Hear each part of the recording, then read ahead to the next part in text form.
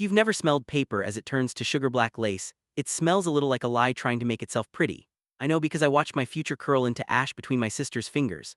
The match flared, she touched it to the corner of the envelope, and for a second it looked like a birthday candle. She even smiled. Then she dropped the burning corner into the sink and turned on the tap. Steam rose, smoke stung my eyes, and the university crest washed down the drain.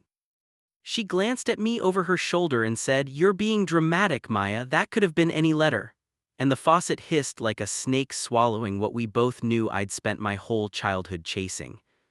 I didn't scream. I didn't even move. I just stood there in the doorway of our cramped kitchen with the dented kettle and the peeling sunflowers on the wallpaper and listened to the water. There are moments in life when you're suddenly aware of every tiny sound. The fridge hummed like it was thinking. A pigeon knocked somewhere in the gutter, my own pulse tapped in my ears like a nervous code. That's how you know something irreversible just happened. Your body records it because you might need to testify later. If you're hearing this, then I guess this is my testimony. I grew up in a house that kept its secrets in the air vents. You could hear conversations through them if you pressed your ear just right. We didn't have much. My mother worked double shifts at the care home. My father left when I was 9 and sent holiday money that smelled like someone else's perfume. And my sister Lena learned how to stretch groceries as if bread had 9 lives.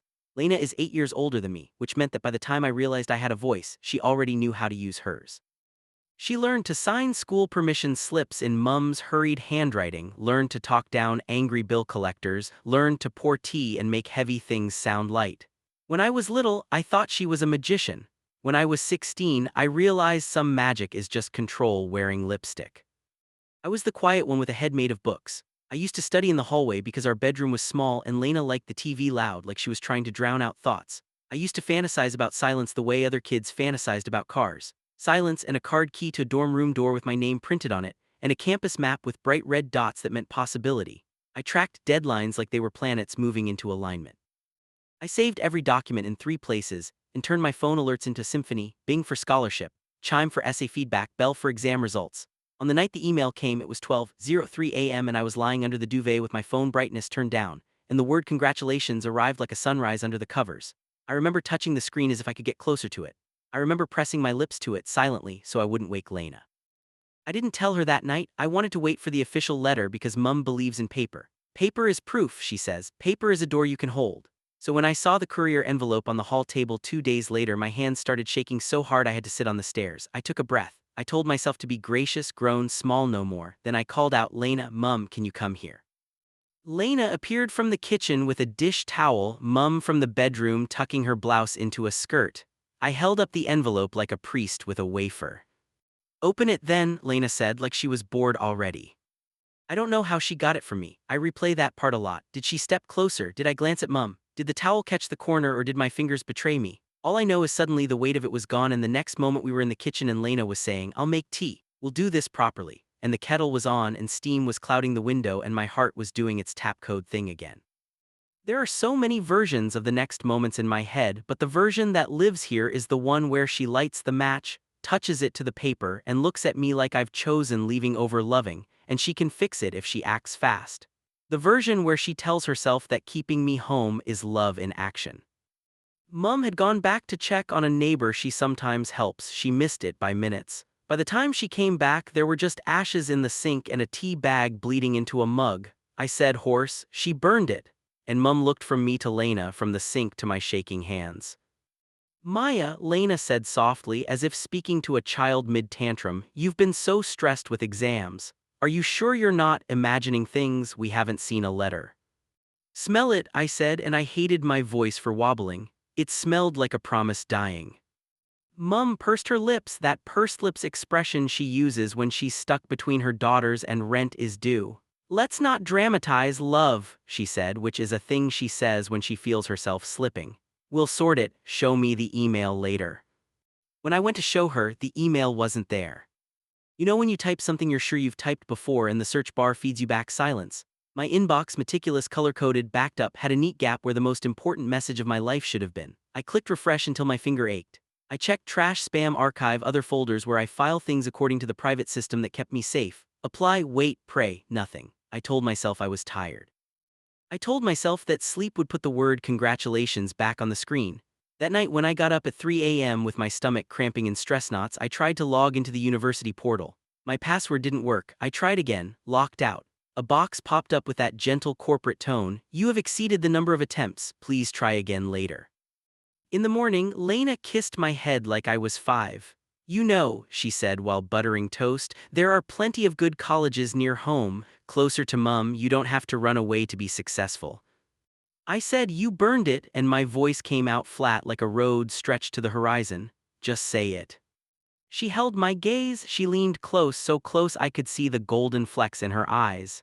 There was no letter, she whispered. You're telling yourself a story because stories are easier than the truth. The truth is you're scared to leave. I'm saving you from yourself. I went very still. It's something I do sometimes, like a deer that thinks if it becomes a statue the hunters will forget to shoot. And inside that stillness, something sharp clicked into focus. I would not beg her to tell the truth. I would not yell. I would build a bridge out of facts and walk across it. The first fact came from my memory of the envelope. The university crest was embossed in blue with a little nick missing from the top left shield. I'd noticed it because I noticed tiny things have saved us before. After school, when I knew Lena would be at her shift and Mum would be on the late rotation, I took a plastic grocery bag and emptied the kitchen bin into it, quiet as a thief. Coffee grounds, carrot peel, the wrapper from the custard creams Lena buys when she's been paid, a wad of damp ash. My throat closed when I saw a corner of thick paper fused with gray sludge. I laid it on newspaper and teased it with tweezers until blue showed through, and there it was, half a crest, the nick exactly where it lived in my memory. I pressed the corner between the pages of my old chemistry workbook, ironically heat and change, because I didn't have a safe. The second fact came from school. Ms. Kaur, my head of sixth form, is the kind of teacher every quiet kid dreams into being. She wears bright scarves and treats you like a person with a spine. I knocked on her office door and felt my eyes fill before I even sat down. She listened without interrupting, then handed me a tissue and said, "We don't do this alone." She dialed the admissions office and put it on speaker. A cheerful administrator named Thomas told us that my offer was active and congratulated me kindly, as if he could hear the way I was sitting on the edge of myself.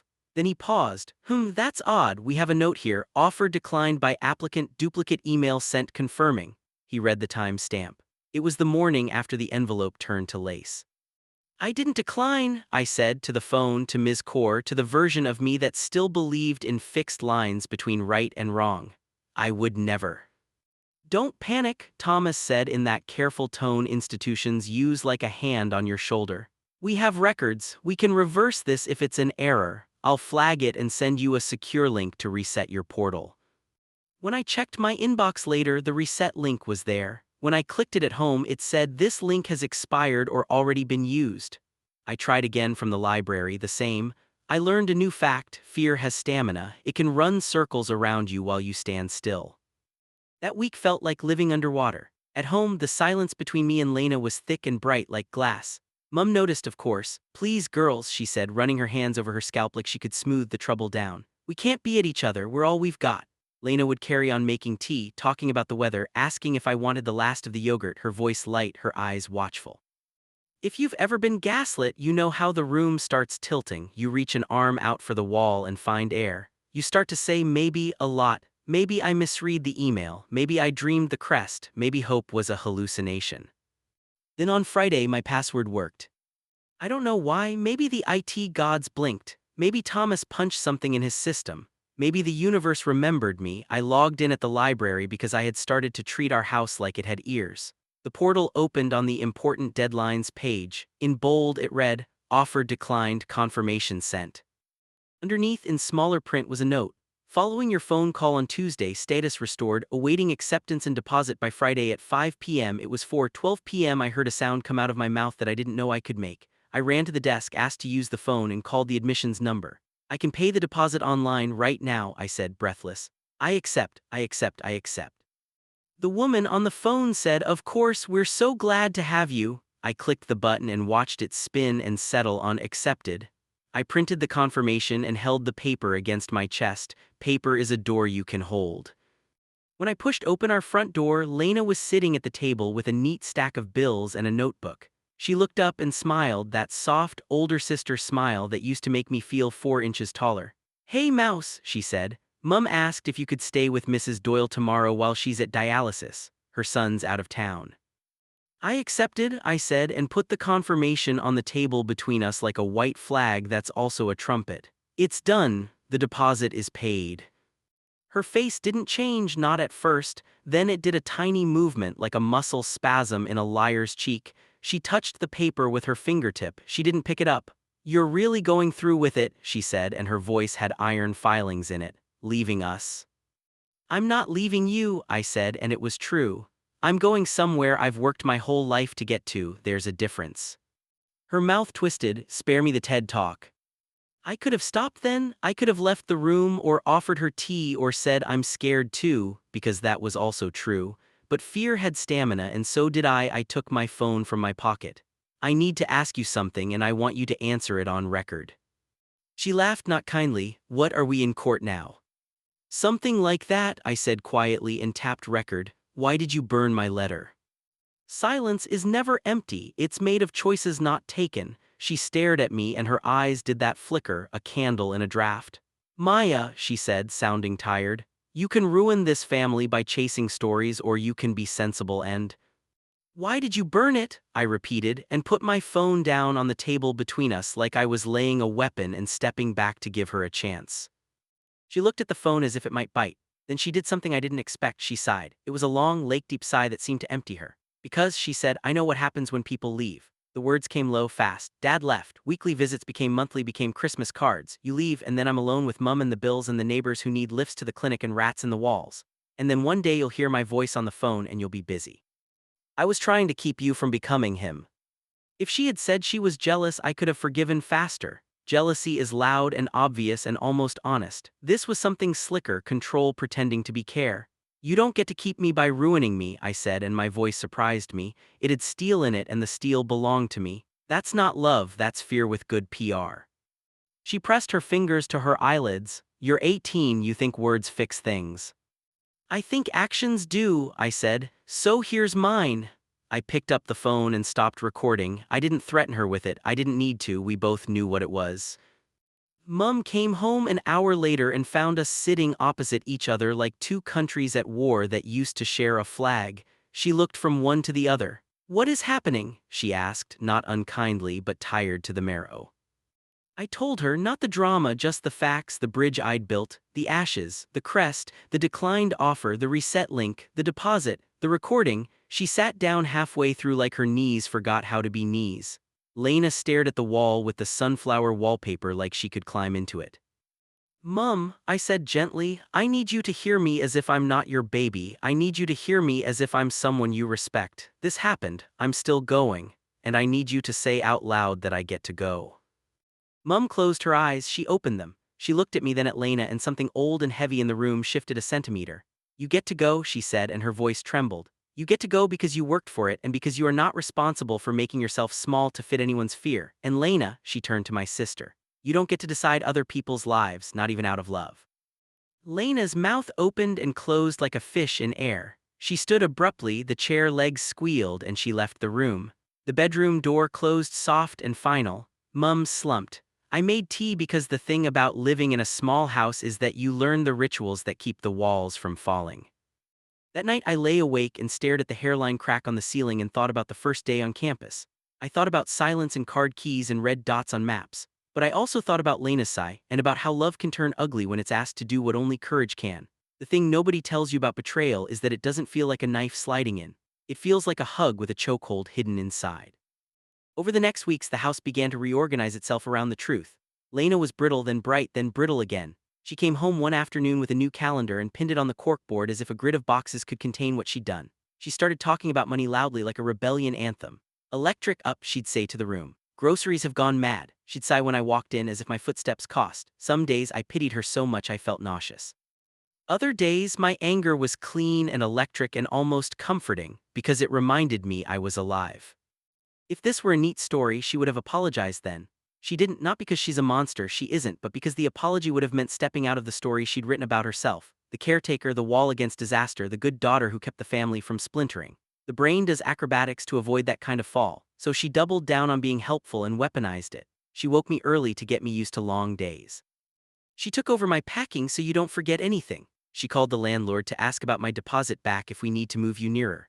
I learned the shape of boundary and the word no. "No, I'll pack my own life. No, I'll set my alarm and own my exhaustion. No, you don't need to call anyone on my behalf." Saying no felt like opening a window in a hot room. One afternoon, near the end of August, I came home from buying a kettle for my dorm and found Mum and Lena sitting at the table with an old biscuit tin between them. It was open, the neat stacks of envelopes inside tilted like a city mid-earthquake. The tin held our paper life, birth certificates, report cards, the dog-eared photo of Dad holding me like I might explode. Lena had the lighter in her hand. My stomach fell through me like a trapdoor. "What are you doing?" I asked, and the quiet in my voice made them both look up. "Clearing out," Lena said too quickly. "There's no sense keeping." "No," I said and put the kettle down hard. "Step away."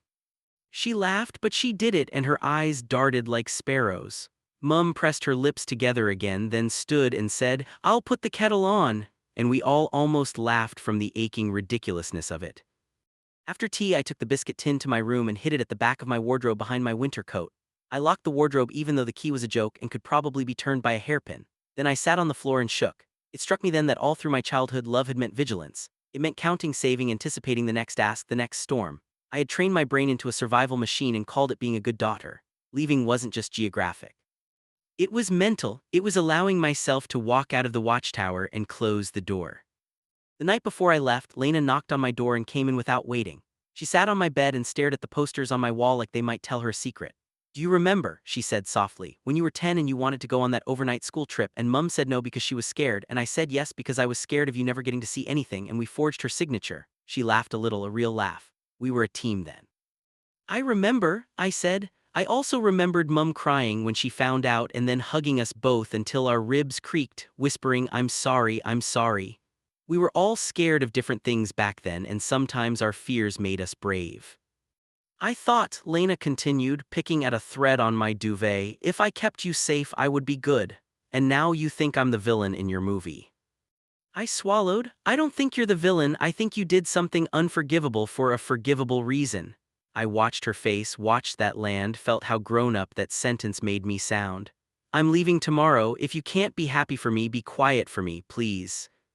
She looked up raw. "You're asking me to disappear in my own house. I'm asking you not to set it on fire." She flinched, but she nodded, and then she did something that broke me. She reached out and tucked a curl behind my ear the way she used to when we walked to primary school, and she would shield me with her body from the wind. "Okay," she whispered, "okay." In the morning, the sun came up like it always does, indifferent to our little dramas. Mum cried into my hair and pressed a gift into my palm, a silver key on a chain. "Not to this house," she said, her voice watery. "To the idea of home. You can always come back, but not because you have to, because you want to." Lena stood with her arms crossed and her mouth set, but her eyes were shining. She carried my suitcase to the car. She put the kettle I'd bought on the back seat as if she were placing a newborn in a cradle. At the station, she hugged me hard and whispered something into my neck that I couldn't parse at the time. Later, I would think she said, "I'm sorry." Later, I would listen to the recording again and hear that actually she said, "Don't hate me." The train slid away from the platform and the city unfurled, brick and glass and sky and noise and then fields like green breathing. I pressed my forehead to the window and let myself sob silently because grief and joy are twins who share a bedroom. I was going to the life I had earned and I was leaving the life that had held me even as it choked me. Both things were true, both mattered. Campus was a different country. The first night my room smelled like new paint and possibility. Through the wall someone laughed, down the corridor someone cried on the phone in a language I didn't know. I stuck my acceptance confirmation to the inside of my wardrobe door like a charm. I texted Mum that I was safe and that the kettle worked. I didn't text Lena, not that night. A week later, the past found me anyway. It came in the form of a polite email from the scholarship committee that had awarded me a local grant. "We look forward to your presence at our recipient ceremony this Saturday," it read. "Please bring your original acceptance letter." I stared at the words until the lines doubled. I had the portal, I had the confirmation, but I did not have a letter because the letter had turned to lace and disappeared down a drain. I called Ms. Kaur. She said, "We'll figure it out," which is what she always says and which sometimes is a spell. She suggested I bring the portal printout and the timeline of events. She spoke the phrase chain of custody of documents, and I realized with a strange detached awe that I had lived a crime scene. I took the train back Saturday morning. The ceremony was in the church hall where we used to do nativity plays, paper bunting looped from beam to beam. The mayor was there wearing a chain that looked like pirate treasure, prepared to shake hands and smile. Mum sat next to me in her good dress, her knee gently knocking mine like Morse code for "still here." Lena was in the back row. I hadn't asked her to come, but of course she did. She likes to be where things happen so she can narrate them later. They called my name. I stood up, felt my stomach swoop like a roller coaster hitting the first drop and walked to the front. The man from the committee smiled and held out his hand. Your letter, he asked, automatic, a formality in his voice. I don't have it, I said into the microphone, and the room shifted. Curious, I swallowed. It was destroyed by someone I love who believed that keeping me home would keep our family whole. There was a collective intake of breath that sounded like a wave rolling back from the sand. I held up my portal printout. I have everything else. I have an offer. I have a deposit paid. I have evidence. I have the line between love and fear drawn in permanent marker. My hands didn't shake. If this means I can't have your money, I'll work nights and I'll still graduate, but I won't pretend that sabotage is care. The room was very quiet. Out of the corner of my eye, I saw Lena's face, white, then red, then something like a cliff giving way. Mum's hand found mine and squeezed so hard it hurt, in a good way, in a we are here way. The committee man cleared his throat. We appreciate your honesty, he said, and he meant it. He looked at the other committee members, who nodded. In fact, I think the moral courage you've shown today is exactly what this scholarship is supposed to reward. You don't need the original letter, you are the proof. The room exhaled, someone clapped, then everyone did. The sound washed over me and I felt, for the first time in months, clean. Afterwards, in the car park, Lena approached me. Cars were pulling out, engines coughing, people doing that awkward shuffle of putting public faces back on. She stood a foot from me and looked like she was about to jump into a river in winter. You didn't have to say it like that, she said. There was no fight in it, just a weary ache. In front of everyone. I had to say it somewhere, I replied, and because I am not a saint, because I am still human in a human story, I added, you like crowds, I thought you appreciate the audience. She flinched and nodded like a punchline landed, then she took a breath. I'm sorry, she said, finally, the words stumbling out like they hadn't learned to walk. Not because you made me, because I did something ugly and called it love. I don't know how to be anything else, I've been the wall for so long. I believed her because telling the truth costs, and I could see the bill in her eyes. You can be a window, I said, surprising myself. Walls keep things out, windows let light in. She laughed then, a watery, incredulous sound that remembered how to be a laugh halfway through. You and your metaphors. Me and my college education, I said, and for the first time it was a joke that didn't cut either of us. We weren't fixed. Forgiveness isn't a switch, it's a skill you practice with shaking hands, but something shifted. She took my hand, squeezed, and let go. Go be loud, she said softly. I'll figure out how to be quiet without disappearing. That night back on campus, I lay in bed and thought about the ceremony, about paper bunting and pirate chains and how truth sounds in a microphone. I thought about Mum's hand on mine, about Lena's apology, about the girl down the corridor crying in a language I didn't know, about how we all carry our families into new rooms, and sometimes they stand in the doorway and sometimes they follow us in, and sometimes they sit in the car and smoke and wait. I thought about karma, about how it isn't a bolt of lightning. Sometimes it's a room full of people who hear you and nod, and an older sister who realizes the fire she lit burned her too. Sometimes karma is simply this, the future happening anyway. If you're still listening, here's the part I want you to keep, the moral that isn't neat but is necessary. Love that demands you be smaller is not love, it's fear wearing your favorite jumper. The cure isn't punishment, it's boundary. The justice isn't revenge, it's walking through the door you earned even if someone tries to weld it shut. You can forgive someone for trying to keep you and still go. You can mourn the life that could have been if they had celebrated you, and still build the one you deserve.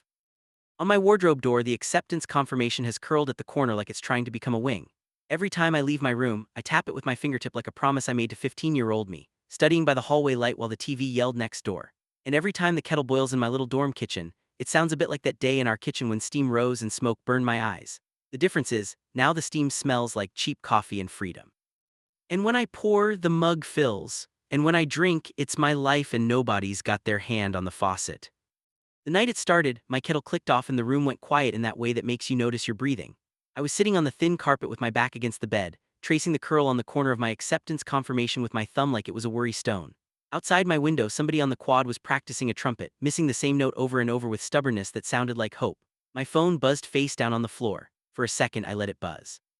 Then I turned it over, a message from Lena. Mum, coughing again, don't forget to check in tomorrow. Also sent your CV to my friend's office near home. They can get you a weekend job if you come back more. I stared at the word more like it had teeth. I typed, I'll call Mum in the morning. Thank you for thinking of me because I am always polite to the people who can break me. I left the part about coming back unsaid. Silence can be a boundary if you let it. Classes had the clean, sharp smell of new beginnings and dry erase marker. In the first week I sat in the front row because that's where the oxygen is if you're trying not to drown. Our seminar leader, Professor Whitaker, had the kind of voice that makes words sound heavier than they are. He asked us to introduce ourselves with one truth and one aspiration, which felt like a small dare. When it was my turn, I said, truth, I can tell when a kettle about to boil by the sound it makes. Aspiration, I want to write something that changes someone's mind. He smiled in that way that isn't quite a smile. Lofty, he said, we'll see. After class, a girl with a red notebook and a scarf like a flag fell into step beside me. I'm Amelia, she said, as if we'd already met in another life and it hadn't gone well, but this time it would. You take notes like you're translating a poem. Want to swap? I run a little study group, just 3 or 4 of us, keeps me honest. I noticed her nails, short, clean, painted the color of rain.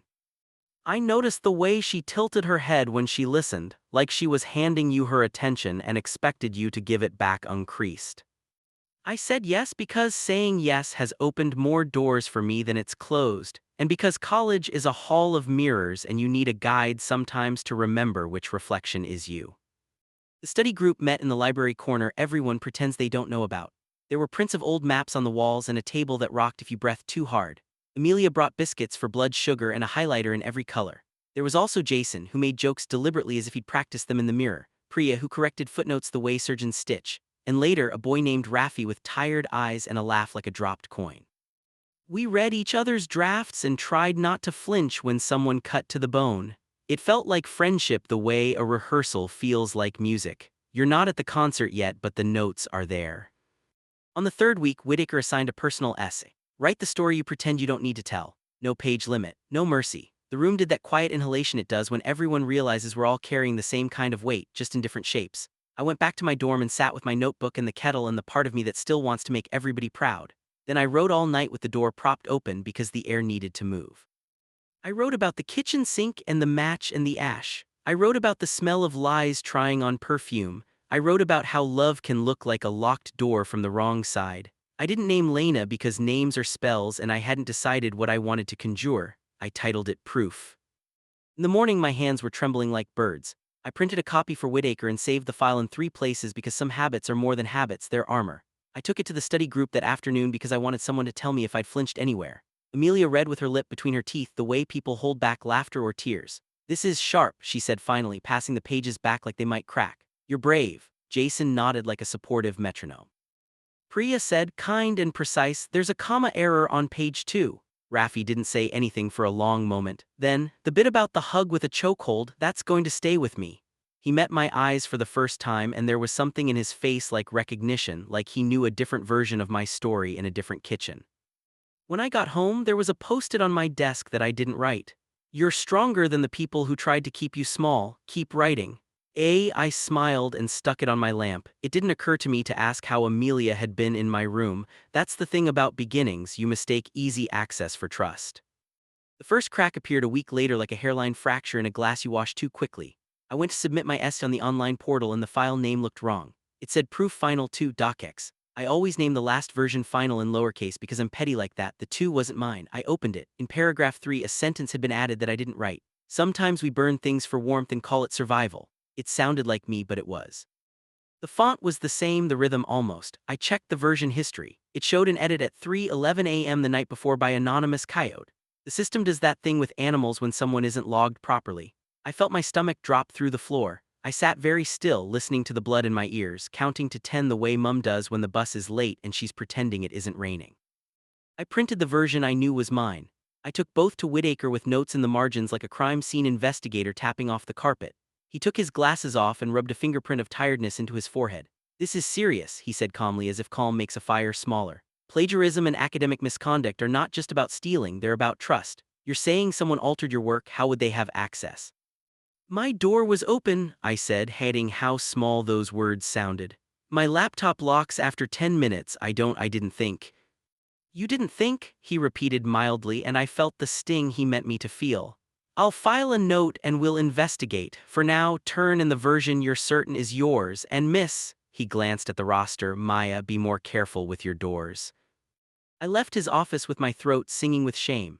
The phrase, be more careful with your doors, lodged behind my teeth like a splinter. On my way out, I passed Amelia in the corridor. She squeezed my arm. You okay? She asked, eyes wide and useful. I wanted to tell her everything. I wanted to say, hold this for me for a minute, it's heavy. Instead I said, fine, I'm fine. That old lie slipped out smoothly, it's had practice.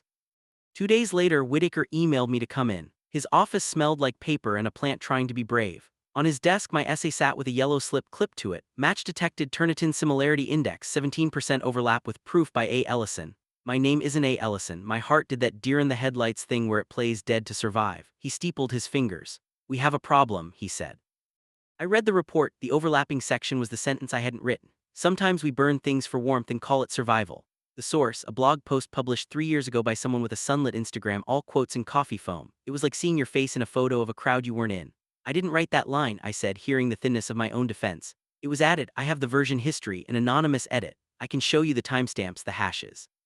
Slow down, he said, but his eyes were already filing me into a folder. We'll review your evidence. For now, your work is flagged. You may not submit to the department journal this term. The journal mattered to me the way trophies matter to athletes. The room tilted. Why am I being punished for a thing I didn't do? I asked, a little louder than you're meant to speak in office hours. He sighed, that adult sigh that says life is unfair and this is your lesson. Because the integrity of your work is compromised, he said, we're protecting you from greater consequences. Protecting me, I could hear Lena in his mouth. I left and sat on the steps outside and watched a leaf stick to the wet stone like it wanted to be something else for a while. I called Ms. Kaur because courage sometimes needs a familiar voice to light it. She listened, then said, collect your evidence calmly, write down everything while it's fresh, don't accuse without proof, and Maya, lock your doors. That night I changed every password I had, and then I changed the way I hold my life. I stopped leaving my door propped, even when the corridor was loud with somebody's birthday. I stuck a piece of tape over my laptop camera because paranoia is just vigilance with a bad reputation. I asked the IT desk to check my account logins, which they did with a surprised efficiency that made me feel both silly and seen. There was access from your room at 3:11 a.m., the technician said, frowning at the screen. Device registered as Dell XPS, not yours, same network, could be a neighbor, could be, he didn't finish the sentence because he didn't have to, could be a friend. The next study group met like nothing had exploded. Amelia passed biscuits and cracked a joke about academic police. They flagged my lit review once because I used the same phrase twice, she said, eyes dancing. Apparently I plagiarized myself. Everyone laughed obediently. I didn't. When it was over, I asked her to stay a second. The room felt suddenly too full of tables. Did you leave a note on my desk? I asked.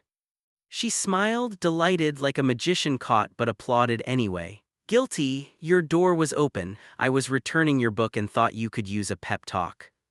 Did you touch my laptop? Her smile froze the way a pond skin freezes, thin and dangerous. Why would I do that? She said lightly. I don't know, I said, and that was the truth that hurt. But someone did at 3:11 a.m. She blinked and looked actually offended. Are you accusing me of something? I'm asking, I said, calmer now, because anger can be a leash or a key. Because if you did, you have a chance to tell me before it gets ugly. She stood too quickly and the chair skittered. Wow, she said, loud enough for the others to hear through the door. I thought we were friends. Then she left in a flurry of scarf and hurt feelings. That's the thing about people who live on attention, they know how to direct it. A week passed. Whitaker sent an email. After review, we accept your version history and IT logs. Flag removed. Please be cautious. The journal window had already closed. It felt like winning a case in a court that had already burned the verdict. I forwarded the email to Ms. Kaur with a short thank you for teaching me to keep receipts. I didn't tell Lena because I couldn't carry her commentary on top of everything else. She texted anyway. Heard from Auntie B that you're busy being fancy. Remember who changed your nappies? I put the phone face down and breathed until my pulse stopped writing Morse code. In the lull that followed, I met Raffi again, not in a planned way but in the laundry room at midnight when all the machines were occupied by people trying to wash their lives clean at the same time. He was sitting on a washing machine with his feet hooked under the edge like a kid on a wall. He nodded at my bag. They'll eat socks if you look away, he said, sacrificed to the gods of adulthood. I can only lose so much and still call it a successful year, I said, and he smiled with his eyes more than his mouth. We sat in the humming heat and didn't fill the air with the usual campus weather talk. After a while he said, I heard about the essay thing, people talk, sorry. It's fine, I said, and then, because he was looking at me like I could hand him any version of the truth and he'd hold it, it's not fine, but it's over. He nodded slowly. I do a tiny podcast for the campus station, he said, like a confession. Conversations in the cracks, we call it. People tell stories they don't know how to tell in daylight. Anonymous if they want, you'd be good. I laughed, startled. I'm trying to keep my life out of microphones at the moment. "Fair," he said and hopped off the machine to catch my sock before it hit the floor. He handed it to me like a white flag. "If you ever change your mind." We started walking to the library together at odd hours, the way new cities create routes out of people instead of streets. He had a way of asking one more question that pulled the splinter without making you bleed. When he talked about home, there was a square of darkness he didn't step into. I didn't step into mine either. We let those rooms exist closed. In late October, The Thing with Amelia found its next form. The department posted the shortlist for the freshman essay prize on a notice board with a thumbtack that pierced hope and paper alike. There it was, A. Ellison, warmth. I stood under the strip light and felt the feeling you get when you walk into a room and know you're being talked about in the sentence that ends as you enter. I went to the reading because I am a person who faces things even when they bite.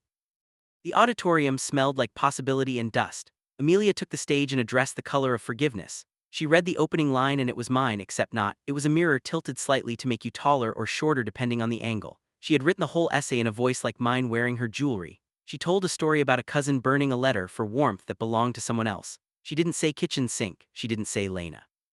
She said, "Sometimes love scorches you by accident." The audience made that admiring low sound people make when they recognize themselves and are grateful someone said it out loud.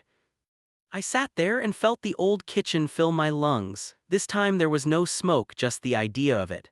Afterwards, in the milling throng of congratulations and plastic cups, she found me. "Inspired by your bravery," she said brightly. "You showed me how to dig. This is me digging." I looked at her and saw, finally, the architecture. She didn't want my story. She wanted my voice, the way some people want your coat because they've decided they looked better in it before they tried it on. "You can't take my face and pretend it's a mask," I said softly. "That's not homage, that's theft with a scarf on." She blinked like a camera in bad lighting. "It's just themes, Maya, you don't own pain." "No," I said, and the word felt like a key sliding home. "I own this pain, you can write your own." It didn't end there because things don't. I sent an email to the prize committee with an attachment, my draft, my timestamps, the email about the plagiarism flag, the IT report, the note on my lamp. I wrote calmly. I did not accuse in adjectives, only in evidence. I ended with, "I'm not asking you to punish anyone, I'm asking you to stop rewarding this." They responded with bureaucratic speed and kindness. "We will review immediately," they said. A week later, the prize was postponed pending investigation. Campus murmured. Amelia posted a vague statement on her feed about being silenced by gatekeepers who are afraid of women who speak frankly. People rallied around her because charisma is a light you mistake for heat if you're cold. Meanwhile, Raffi asked if I wanted to grab tea as friends with the kind of emphasis that only pretends to be casual. We sat by the window while rain stitched the sky to the ground. He told me about the podcast in more detail, how he runs it out of a borrowed studio and edits between classes. "People tell me things they've never told anyone," he said, eyes on the steam. "Sometimes I go home and I feel like I'm full of other people's rooms." "That sounds heavy," I said. "It is," he said, "but sometimes a room gets lighter just because we turn the light on." He looked up. "I've been doing this thing since before I met you. I want to keep doing it, but I also like you. I don't want you to think I'm collecting you." "I don't," I said, surprising myself with the surety. "I like you too." We kissed in the doorway because it felt like a place neither of us owned. It was careful. It didn't taste like escape. For a while, my life felt like a film with good lighting. Then one morning, my phone vibrated with a link from a number I didn't recognize. "Loved this week's episode," the text read with a heart I didn't invite. The podcast title, "Fire in the Sink." My stomach went cold. I pressed play because not knowing is a worse kind of pain. It was me, not my voice but my story, filtered through a soft-spoken narrator who said things like a loved one and a letter and a kitchen that smelled like steam and loss. The line "hug with a chokehold" was there, dressed in different words like a fugitive who thinks a hat will hide them. Halfway through, the narrator said she kept a recording for proof, and I felt the room shrink. I told only two people about the recording, Ms. Kaur and Raffi. Ms. Kaur would rather burn her reputation than mine. The studio credits at the end included story development. You can argue letters stand for anything until they don't. I sat very still and watched the shape of my trust cast a new shadow. Then I texted Raffi. "Did you use my story?" 3 dots appeared, disappeared, appeared. Then, "I anonymized everything. It's not you, it's a composite. I asked you if you'd come on and you said no, but I thought it could help people." "You don't help people by taking their choice," I wrote.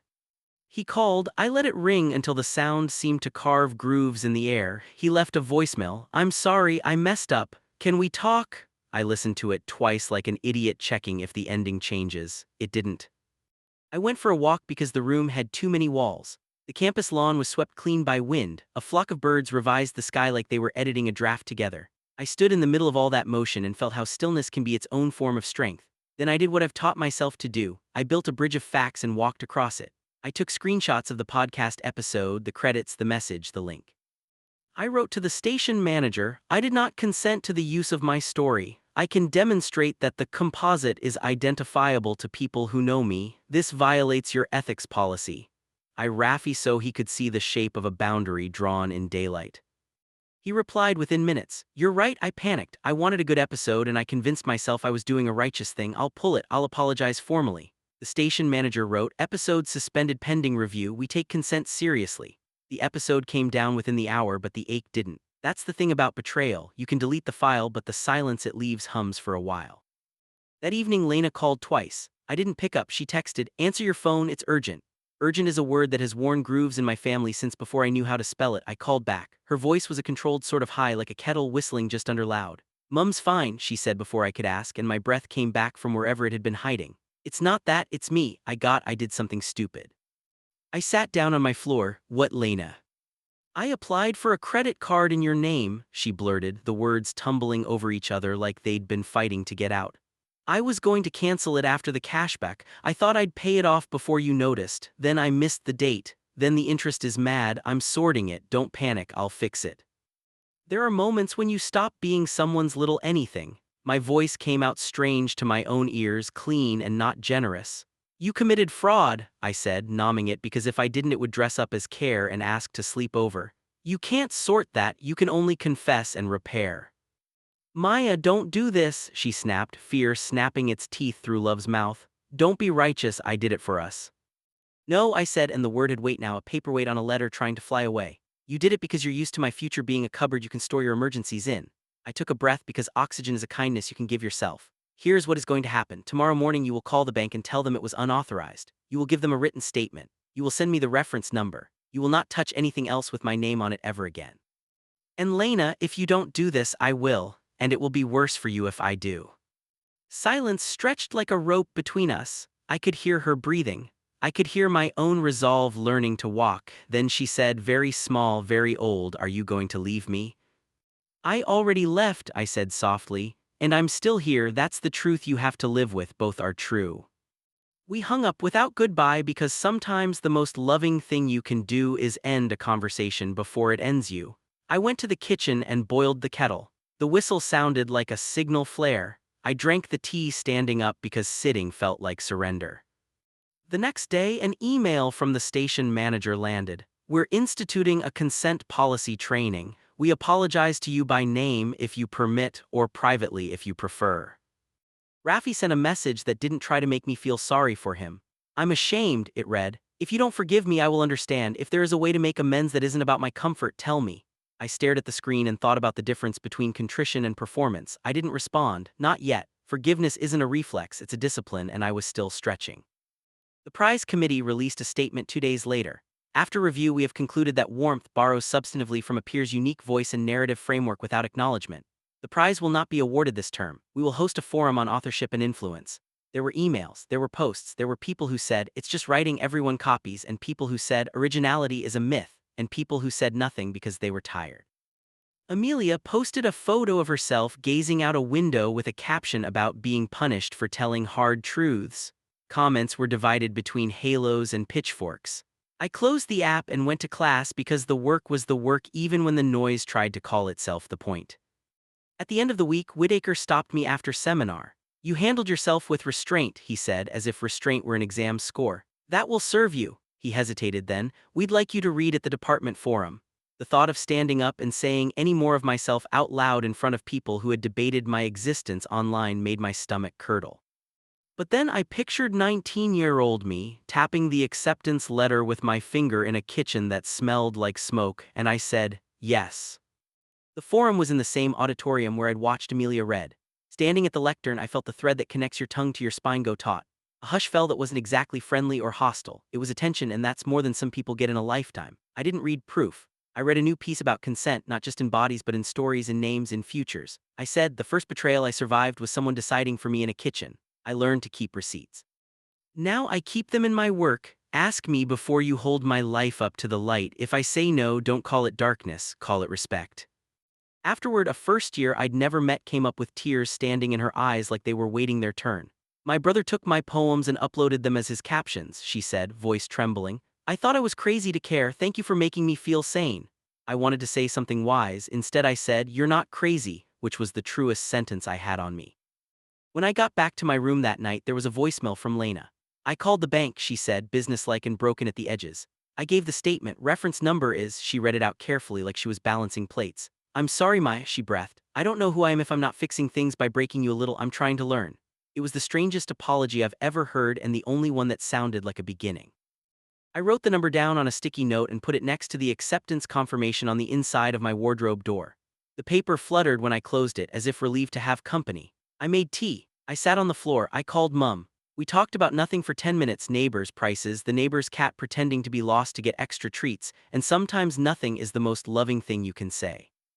Here's the part I want to leave you with if you're still here. People will try to write your story for you because their hands are full and yours look free. They will call it love, mentorship, content, tradition, opportunity, protection. Sometimes it will be all those things and still be wrong because it steps over your no. Your job is not to never be betrayed. That's impossible and lonely. Your job is to decide each time whether this is a lesson or a line. This time, for me, it was both. I learned to lock my doors without locking my heart. I learned to tell my story in my own voice even when someone else hums along too loud. I learned that karma isn't a thunderclap. Sometimes it's a policy change, a prize postponed, a link quietly taken down, a bank form filled out true. Later, when the wind turned and the trees on campus did their brief bright dying, I got a text from an unknown number with a photo of a man standing outside a repair shop I recognized from childhood. He looked like absence wearing a jacket. The message said, "He's been asking about you." The contact saved itself as Dad. I stared at the screen until the kettle clicked off and the room went quiet. I could hear my heart beat like code again.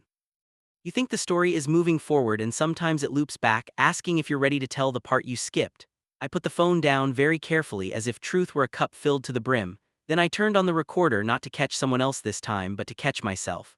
"If you're listening," I whispered into the small, patient red light, "we're going to need new kinds of proof." The night the message came, I didn't sleep.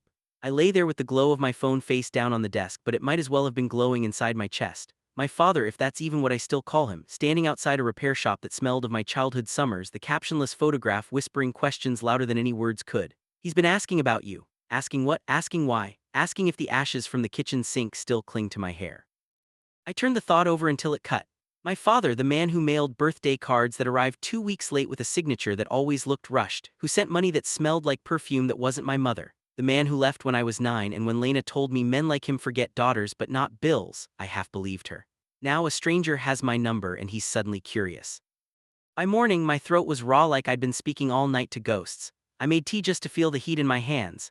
The acceptance confirmation on my wardrobe door fluttered when I opened it for clothes like it was shivering with me. The sticky note with the bank reference number leaned beside it, both papers proof of survival written in ink. Proof that betrayal leaves receipts if you're disciplined enough to keep them. I didn't tell Lena, not yet. Her voice would come heavy with "I told you so" or "forget him," and both would be traps. Instead, I carried it into class like a stone in my pocket.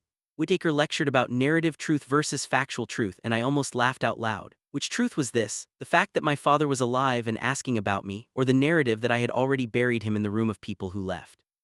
That night, Raffi waited outside my dorm. He didn't text first, maybe because he knew I might ignore it. His hands were shoved into his pockets, his shoulders curved like he was carrying his mistake in a backpack. "I wanted to say it in person," he said quietly. "I'm sorry again. I'm not going to ask you to forgive me tonight. I just want you to know I learned something ugly about myself, that I can dress theft up as storytelling. I don't want to be that man." I stared at him, at the tired honesty in his eyes. "Do you think sorry is enough?" I asked. "No," he said too fast, "but it's the only place I can start." For the first time since the podcast, I believed him. Not because of the words, but because of the weight in his voice. Still, belief doesn't erase harm. I nodded once sharp and walked past him into the building. Sometimes resilience is not slamming the door but also not inviting someone in. 2 days later, the unknown number texted again. "He wants to meet, just one conversation, no pressure." My hands shook around the phone. Pressure is exactly what it was. Pressure is history pressing down on you until you can't tell whether it's your pulse or his footsteps behind you. I went to the study group that evening not to learn but to breathe in a room that wasn't mine. Amelia wasn't there anymore. She dropped with a dramatic announcement about toxic energy. Jason was already rehearsing for debate club, Priya correcting citations with her neat red pen. When I sat down, Raffi slid a tea across to me without speaking. The warmth steadied my fingers. Priya noticed. She has the kind of eyes that are scalpel sharp without cruelty. What happened? She asked. My dad, I said, the words tasting bitter like oversteeped leaves. After 10 years, he's suddenly asking about me, through someone else. Jason snorted. Sounds like he remembered you exist. Convenient. Priya nudged him with her elbow. Don't. Then she looked back at me. What do you want? Nobody had asked me that yet. Lena told me what she wanted. Mum sighed what she needed. Raffi told me his regret. But what do I want? I opened my mouth. Nothing came. Then finally, I want proof that he knows me as more than a memory he misplaced. Then make him prove it, Priya said simply. The next morning, I replied to the number. He wants to meet, then he answers 3 questions first. Only he would know, then we'll see. My fingers trembled as I pressed send. Hours passed like a court waiting for verdict. Then the reply came, ask. I typed carefully like each word was a lock. 1. What color were the curtains in the room we painted together? 2. What did you promise me on my 9th birthday? 3. What name did you call me that nobody else did? Each question was a scar only he could touch. The curtains had been sunflower yellow because Mum said the sun should live in the house even when it rained. The promise was that he'd take me to the seaside that summer. We never went. The name was Mouse, said softly so only I could hear. The reply came an hour later, Yellow Beach Trip Mouse. My hands went cold. He was either who he said he was or someone close enough to wear his ghost. Either way, the past was knocking. I didn't answer, not yet, because betrayal has taught me this. Before you open any door, make sure you're the one holding the handle. And that's when I realized the story of Lena burning my acceptance letter wasn't the only fire. There were still embers smoldering in places I hadn't dared to look, and maybe meeting him would be the match. But this time, I wouldn't let anyone else strike it for me. The night before I saw him, I barely slept. Not because I was afraid exactly, but because my body remembered what it was like to wait for something that never came. Birthdays that stayed empty. Promises about seaside trips that dissolved into silence. I'd learned young that anticipation is just disappointment rehearsing early, and yet there I was, wide awake, my chest buzzing like static. Classes blurred. Whitaker favored the golden boy of our seminar, quoting him back to himself like scripture while my essays came back marked too emotional, tight argument. I wanted to laugh at the irony. The man who told me narrative and fact were cousins was asking me to disown the heart in my work. Priya whispered once, he only likes ideas when they come from men with deep voices. Her pen scratched in the margins like she was carving proof. I smiled, but inside it stung the way only unfairness does, not sharp but slow, like paper cuts layered on top of each other. Amelia, the ghost of a friend I should never have trusted, lingered on campus like smoke after a fire. I caught her once across the quad, her scarf wound high, her voice raised, telling someone how some people think pain makes them special. She didn't look at me, but her words curled toward me anyway, like barbed wire disguised as conversation. I learned not to stop walking. Raffi texted, "Can I come with you for backup?" And for a long moment I stared at the screen. Backup sounded like protection, but it also sounded like surveillance. Trust is fragile. Once it's cracked, you keep holding it, but you're always waiting for the leak. I typed, "No, I need to do this alone." He replied, "Then I'll be here when you're done." And that at least felt like the kind of promise that didn't strangle. The cafe where we agreed to meet smelled like burnt espresso and nostalgia. It had the same cheap wooden chairs from my childhood, as if time had forgotten to redecorate. I walked in at 4:59 because I refused to give him the gift of my waiting. He was already there. He looked older, of course, hair gray at the temples, shoulders smaller than the myth of him I'd carried around. But his eyes, those were the same. Brown flecked with gold, like Lena, like mine, like a mirror tilted sideways. When he stood awkward, I noticed his hands shook, not with age but with something closer to guilt. "Maya," he said, my name slow on his tongue, as if it had gathered dust in his mouth. I didn't hug him, I sat. "Answer me this first, why now?"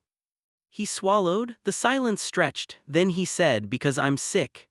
His voice cracked on the last word like a string snapping, "and because I realized I don't get to leave this world without at least trying to make it right with you." The words should have broken me, they didn't, they made me angry. Anger is a cleaner fuel than grief. Make it right, I repeated, keeping my voice level. You mean appear after 10 years and hope blood excuses everything you set on fire?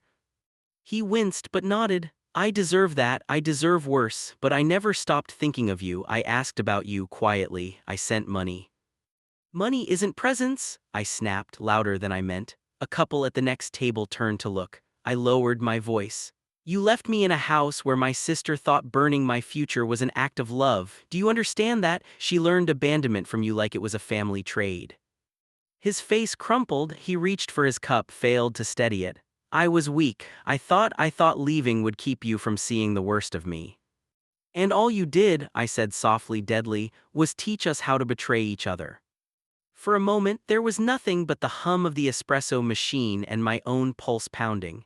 Then he whispered, I don't want forgiveness. I just want to know if there's a way back into your life, even as a shadow. I stared at him. Shadows are still darkness, no matter how soft their edges, but I thought of Mum, who still sighed when his name came up in unpaid bills. I thought of Lena, who carried abandonment in her chest like a second lung. I thought of myself tracing the corner of that acceptance letter, desperate for proof that choices could be mine. Here's the truth, I said finally. You don't get to come back as if you've been here all along. If you want to exist in my life, you show up in actions. No more whispers. No more money in envelopes that smell like someone else. You call Mum yourself. You apologize to Lena. You stand where the light can reach you. Until then, you're not my father. You're just a man with my eyes. His breath hitched. Tears slipped, real ones messy. He nodded quick like he knew bargains when he heard them. Okay, he said hoarsely. Okay. I stood, my chair scraped. I have class, I lied. Goodbye. Walking out into the fading light, I felt hollow and heavy at the same time. Like someone had scooped me out but left the shell standing. My phone buzzed, a message from Raffi. Still here, T. And I realized maybe resilience doesn't mean you walk alone, it means you choose who gets to walk beside you. That night Lena called, her voice was sharp. He called me, said you saw him, why didn't you warn me? Because it's not about you, I said, steadier than I felt. Everything's about me, she snapped. I had to pick up the pieces when he left, I had to. No, I interrupted, cutting through her voice like glass breaking. You chose to carry the pieces and throw some at me, that was you, not him. Silence, then quietly, what if I don't know how to be anything else? Then learn, I said, or you'll lose me too.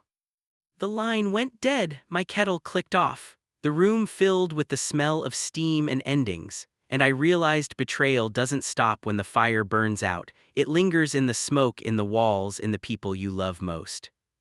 But so does resilience. And that's what I held on to as I sipped my tea in the dark, that sometimes karma isn't lightning striking. Sometimes it's the simple act of refusing to let the past write the next chapter. The week it all broke open started ordinary, which is how most avalanches begin, snow pretending to be still. I woke before my alarm because dreams had teeth and wouldn't let go. The kettle clicked, my breath fogged the window, and campus yawned itself awake outside, a scaffolding of new days holding up old habits. I pressed the acceptance confirmation on my wardrobe door with my fingertip like I was checking a pulse. Next to it, the little sticky note with the bank reference number lifted at one corner as if trying to leave. Paper proof. I kept repeating that to myself because so much of this year felt like trying to hold water in a fist. Whitaker had us do peer critiques that morning. He called on Theo, his favorite, the boy whose voice carried through rooms like a sermon, and asked him to model the level of rigor we're seeking.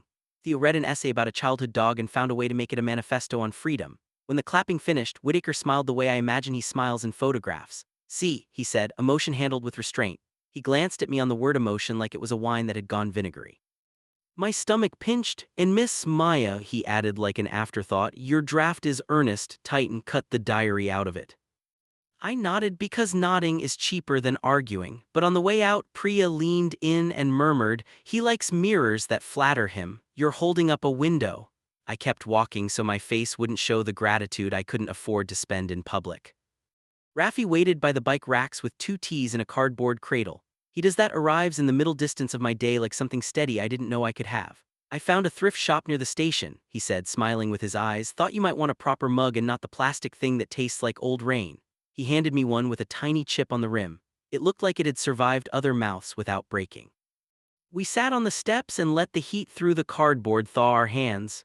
He didn't push at the bruise of what had been between us, he just sat there, present. Sometimes presence is the apology, sometimes it's the punishment. My phone buzzed with an email and I felt that old spark of dread in my ribs like a failing light flickering. Subject, maintenance loan bank details updated. I stared, I hadn't updated anything. The email said, bright and cheerful as a cartoon, we've successfully changed the account for your next payment. The sort code and account number weren't mine. The bottom of the email said, if you didn't make this change, call immediately. I called immediately. The hold music was determinedly cheerful. The man who finally answered sounded like he was reading kindness off a script. Yes, Miss Maya, we received a call this morning verifying the change. Security answers matched. How? I asked, and my voice did that quiet thing it does when I'm trying not to shatter. What security answers? Primary school mother's maiden name, first pet, he recited. We're very careful. My stomach sank. Those answers don't live on my social media, but they live in my house. We need to reverse it. I said a little too fast. Now. We can flag it and hold the payment while we investigate, he said, soothing. You'll need to file a fraud report. It could be a family member, in which case. It is, I said, and only then realized I had spoken the truth out loud. Saying it made something both easier and worse.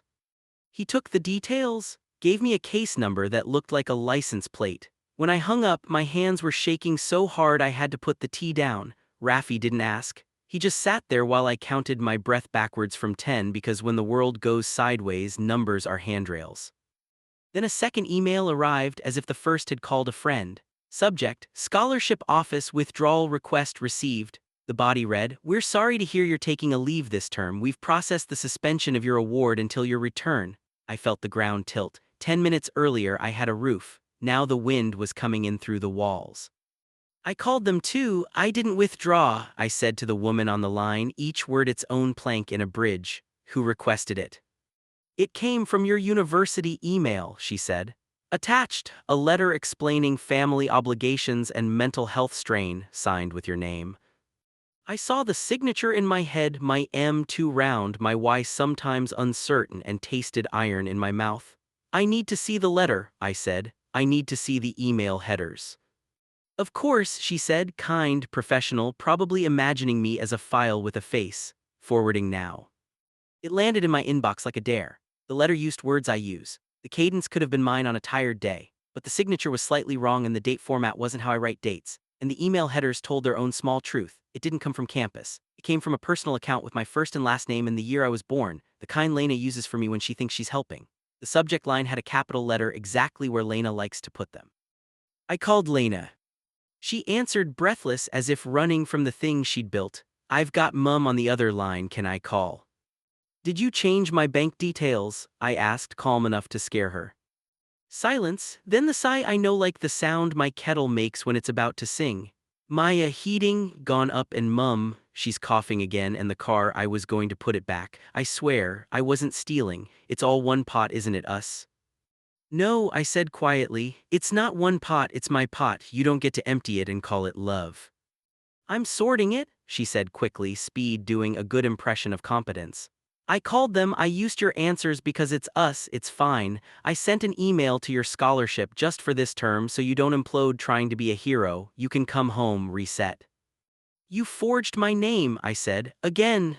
The word again sat between us like something alive. You don't get to pause my life because yours is loud.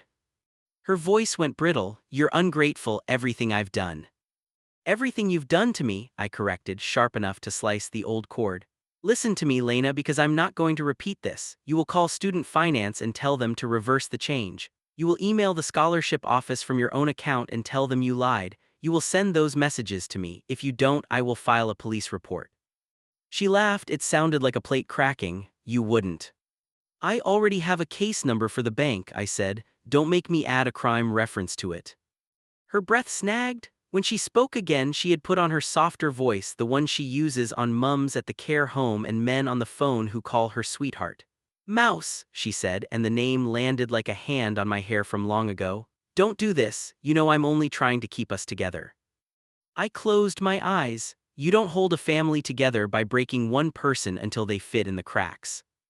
I hung up. My hands were shaking less. It's a strange thing, the steadiness that comes after the sentence you've dreaded saying finally leaves your mouth. You don't float, you don't fall. You stand exactly where you are and discover you can. I forwarded the forged letter to the scholarship office with the headers and a short factual note. I copied the bank case number.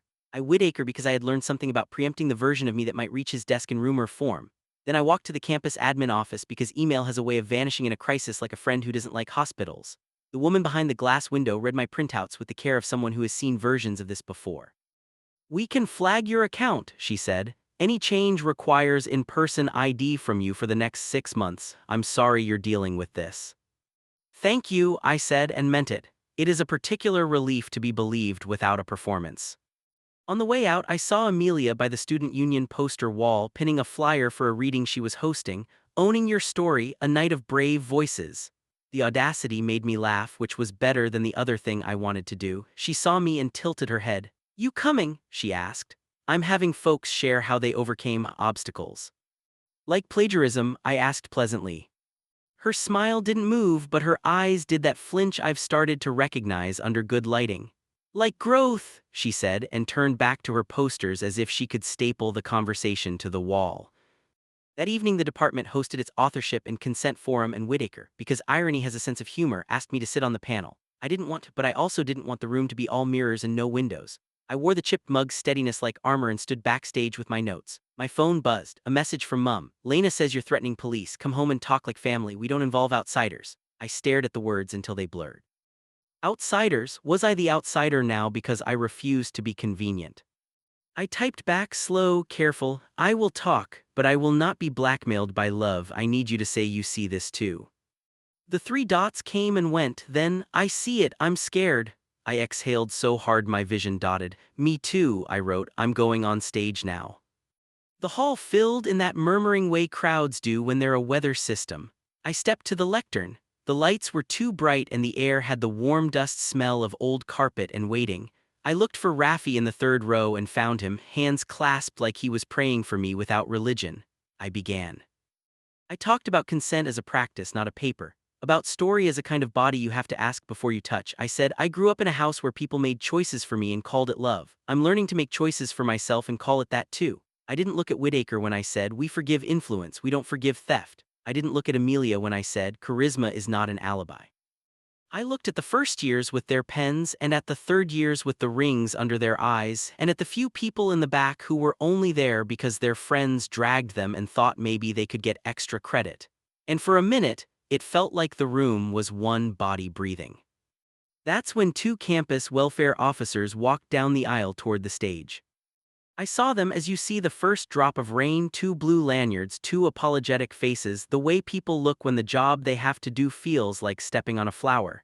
They stopped at the edge of the stage and one of them lifted his hand slightly, a half wave of interruption. "Maya," he said, voice pitched low, "can we speak to you for a moment?" There is a heaviness particular to being pulled out of your own life in front of an audience. I had never felt it like that before. My mouth went dry. "Now?" I asked, even though I knew the answer. "It's urgent," he said, eyes flicking toward the wings where Whitaker stood with his jaw tight like a man watching his train leave. I stepped back from the microphone, put it on its little stand with a click I knew people in the last row could hear. The room started murmuring in that way rooms do when they smell something that might be scandal. I followed the officers into the corridor where the hall's heat melted into the building's institutional chill. "We received a welfare concern," the shorter one said gently. "A family member called in saying you might be at risk. We need to do a quick check that you're safe." For a second the world doubled, hallway and kitchen, officers and sink, this now and that then. Then the 2 images became one and my body chose anger because the alternative was collapse. "I'm on a stage talking about consent," I said, my voice more level than I felt. "My safety is not your stage direction." "I'm sorry," he said, and he meant it. "We've still got to ask, are you thinking of harming yourself?" "No," I said, steady. "I am thinking of harming a particular story people keep trying to write me into. Does that count?" He almost smiled, then caught himself because forms are hungry and must be fed. "Do you have support?" he asked. "Yes," I said, and I meant it in ways I didn't expect. Mum's last text, Raffi's chipped mug, Priya's red pen, Ms. Kaur's voice reaching across counties like a bridge. They checked the boxes they had to check and let me go. When I stepped back into the hall, the panel was in pause, everyone pretending to look at their phones so they wouldn't look at me. I walked back to the lectern and leaned into the microphone. "Where were we?" I asked lightly, as if what had just happened hadn't tried to kneecap me. The room laughed a little out of relief and something else that might have been respect. If you've never smelled paper as it turns to sugar black lace, it smells a little like a lie trying to make itself pretty. I know because I watched my future curl into ash between my sister's fingers. The match flared, she touched it to the corner of the envelope, and for a second it looked like a birthday candle. She even smiled. Then she dropped the burning corner into the sink and turned on the tap. Steam rose, smoke stung my eyes, and the university crest washed down the drain. She glanced at me over her shoulder and said, "You're being dramatic, Maya. That could have been any letter." And the faucet hissed like a snake swallowing what we both knew I'd spent my whole childhood chasing. I didn't scream, I didn't even move. I just stood there in the doorway of our cramped kitchen with the dented kettle and the peeling sunflowers on the wallpaper and listened to the water. There are moments in life when you're suddenly aware of every tiny sound. The fridge hummed like it was thinking. A pigeon knocked somewhere in the gutter, my own pulse tapped in my ears like a nervous code. That's how you know something irreversible just happened. Your body records it because you might need to testify later. If you're hearing this, then I guess this is my testimony. I grew up in a house that kept its secrets in the air vents. You could hear conversations through them if you pressed your ear just right. We didn't have much. My mother worked double shifts at the care home. My father left when I was 9 and sent holiday money that smelled like someone else's perfume. And my sister Lena learned how to stretch groceries as if bread had 9 lives. Lena is 8 years older than me, which meant that by the time I realized I had a voice, she already knew how to use hers. She learned to sign school permission slips in Mum's hurried handwriting, learned to talk down angry bill collectors, learned to pour tea and make heavy things sound light. When I was little, I thought she was a magician. When I was 16, I realized some magic is just control wearing lipstick. I was the quiet one with a head made of books. I used to study in the hallway because our bedroom was small and Lena liked the TV loud like she was trying to drown out thoughts. I used to fantasize about silence the way other kids fantasized about cars. Silence and a card key to a dorm room door with my name printed on it, and a campus map with bright red dots that meant possibility. I tracked deadlines like they were planets moving into alignment. I saved every document in 3 places and turned my phone alerts into Symphony, Bing for scholarship, Chime for essay feedback, Bell for exam results. On the night the email came, it was 12:03 a.m. and I was lying under the duvet with my phone brightness turned down, and the word congratulations arrived like a sunrise under the covers. I remember touching the screen as if I could get closer to it. I remember pressing my lips to it silently so I wouldn't wake Lena. I didn't tell her that night. I wanted to wait for the official letter because Mum believes in paper. Paper is proof, she says. Paper is a door you can hold. So when I saw the courier envelope on the hall table 2 days later, my hands started shaking so hard I had to sit on the stairs. I took a breath. I told myself to be gracious, grown, small no more. Then I called out, "Lena, Mum, can you come here?" Lena appeared from the kitchen with a dish towel, Mum from the bedroom tucking her blouse into a skirt. I held up the envelope like a priest with a wafer. "Open it then," Lena said, like she was bored already. I don't know how she got it from me. I replay that part a lot. Did she step closer? Did I glance at Mum? Did the towel catch the corner or did my fingers betray me? All I know is suddenly the weight of it was gone and the next moment we were in the kitchen and Lena was saying, "I'll make tea. We'll do this properly." And the kettle was on and steam was clouding the window and my heart was doing its tap code thing again. There are so many versions of the next moments in my head, but the version that lives here is the one where she lights the match, touches it to the paper, and looks at me like I've chosen leaving over loving, and she can fix it if she acts fast. The version where she tells herself that keeping me home is love in action. Mum had gone back to check on a neighbor she sometimes helps. She missed it by minutes. By the time she came back, there were just ashes in the sink and a tea bag bleeding into a mug. I said hoarse, "She burned it." And Mum looked from me to Lena, from the sink to my shaking hands. "Maya," Lena said softly, as if speaking to a child mid-tantrum, "you've been so stressed with exams. Are you sure you're not imagining things? We haven't seen a letter." "Smell it," I said, and I hated my voice for wobbling. It smelled like a promise dying. Mum pursed her lips, that pursed lips expression she uses when she's stuck between her daughters and rent is due. "Let's not dramatize love," she said, which is a thing she says when she feels herself slipping. "We'll sort it, show me the email later." When I went to show her, the email wasn't there. You know when you type something you're sure you've typed before and the search bar feeds you back silence? My inbox, meticulous color-coded, backed up, had a neat gap where the most important message of my life should have been. I clicked refresh until my finger ached. I checked trash, spam, archive, other folders where I file things according to the private system that kept me safe. Apply, wait, pray, nothing. I told myself I was tired. I told myself that sleep would put the word congratulations back on the screen. That night when I got up at 3 a.m. with my stomach cramping in stress knots, I tried to log into the university portal. My password didn't work. I tried again, locked out. A box popped up with that gentle corporate tone: "You have exceeded the number of attempts. Please try again later." In the morning, Lena kissed my head like I was 5. "You know," she said while buttering toast, "there are plenty of good colleges near home, closer to Mum. You don't have to run away to be successful." I said, "You burned it," and my voice came out flat like a road stretched to the horizon. "Just say it." She held my gaze. She leaned close, so close I could see the golden flecks in her eyes.